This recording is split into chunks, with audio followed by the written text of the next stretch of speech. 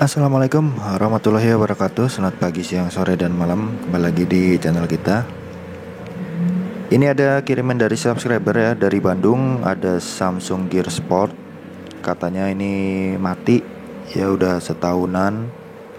Ini baru nyampe di saya. Jadi dia ngirim sama kotak-kotaknya ya, karena memang pengirimannya lumayan jauh nih, biar safety katanya. Jadi kerusakannya itu mati total ya. Mati total. Ya coba nanti kita periksa aja dulu lah. Nah jamnya seperti ini teman-teman ya. Nah nanti kita coba. Biasanya mati total seperti ini. Katanya sih, kata yang punya ini nggak pernah kemasukan air, tapi dia bisa mati ya. Nah untuk kalau kita lihat layarnya ini masih nggak ada kebakar ataupun sunburn ya. Ini masih bagus. Coba saya untuk reset dulu, reset total di sini.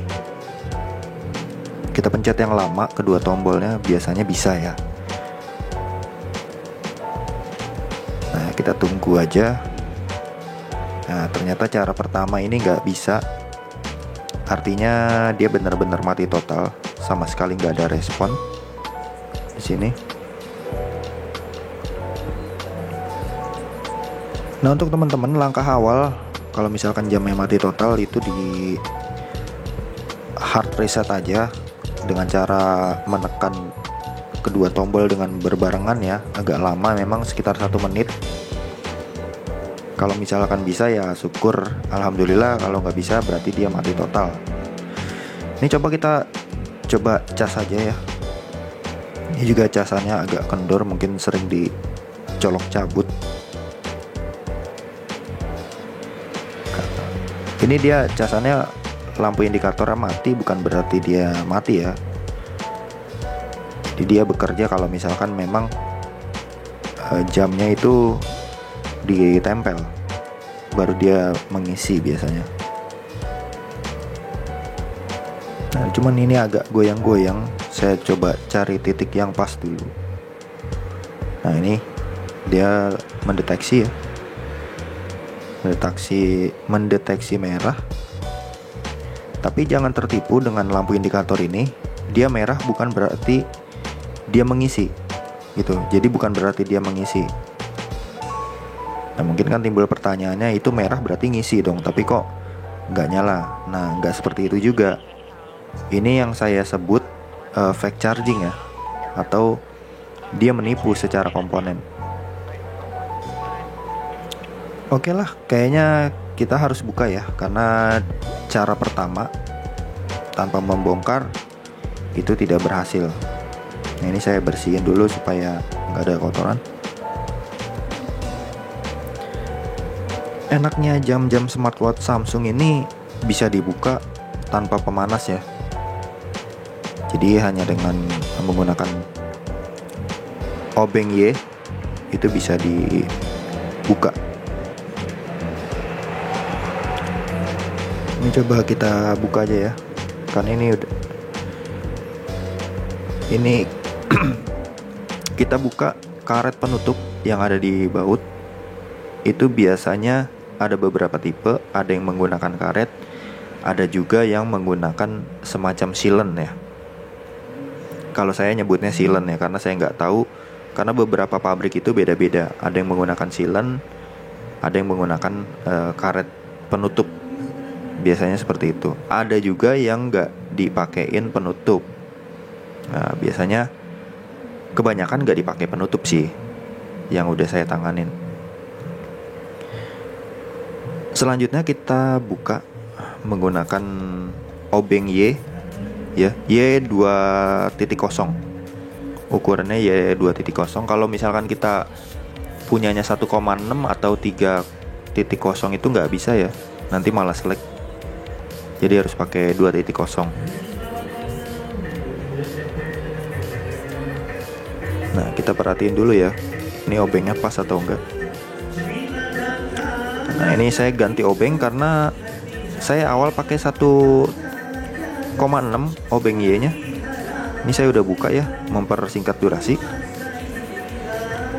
Nah, secara tampilan ternyata dia nggak pernah kena air. Indikator kertasnya itu nggak menunjukkan berwarna merah ya. Kalau misalkan dia udah pernah kena air, biasanya kertas indikator airnya itu berwarna merah, tapi ini masih putih. Lalu kita buka aja di sini untuk flexible power. Sini ada flexible power ya. Jadi kalau untuk memperbaiki smartwatch itu harus benar-benar sabar dan hati-hati sih. Kalau kita bukanya asal ataupun agak kasar, dia malah makin memperparah ya. Kita buka. Kalau untuk baut di bagian papan PCB atau papan mesin ini Samsung hanya satu ya. Berbeda dengan Xiaomi. Xiaomi biasanya ada 2 ataupun 4. Nah, di sini hanya satu. Karena dia di bagian plastik udah ada pengunci. Jadi lebih mudah. Nah, ini juga nyongkelnya teman-teman harus perhatiin ya. Jangan asal congkel. Karena ada beberapa part yang memang itu nggak boleh kena obeng. Karena dia kecil-kecil ya, segede kutu. Kalau salah congkel dia malah ngerusak komponen nanti. Jadi harus kita teliti dulu secara keseluruhan bagian mana yang harus kita congkel, bagian mana yang memang nggak harus kita congkel gitu. Nah, ini kita buka ya. Nah, ini sebenarnya bukan keras ya dicongkelnya, cuman saya lebih berhati-hati aja karena yang saya bilang tadi harus cari tahu titik mana yang harus dicongkel. Nah, untuk langkah selanjutnya kita coba ukur dulu baterainya ya. Biasanya pemakaian 1 tahun ya dia udah over limit lah, di bawah tegangan yang semestinya. Nanti harus kita suntikan tegangan dulu. Ya bener aja tegangannya ini drop banget. Artinya BMS atau baterai protection itu menganggap bahwa baterai ini sudah rusak. Tapi itu masih bisa diperbaiki ya. Coba kita ukur apakah ada jalur short di bagian power atau terputus. Nah, ini saya salah prop ya, saya lupa.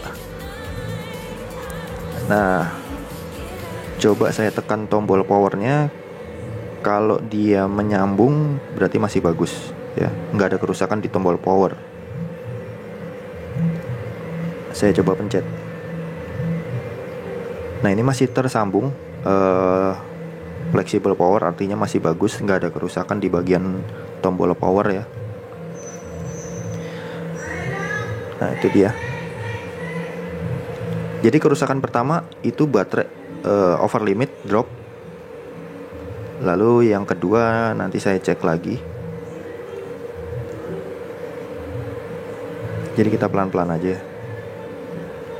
Nah, ini saya skip. Ternyata setelah saya suntikan tegangan, dia masih mati setelah dipasang. Tapi kalau backdoornya saya buka, dia hidup. Ternyata di sini kerusakannya ada di pressure sensor ya. Jadi pressure sensornya saya solder ulang, dan ini hasilnya udah nyala semua, alhamdulillah.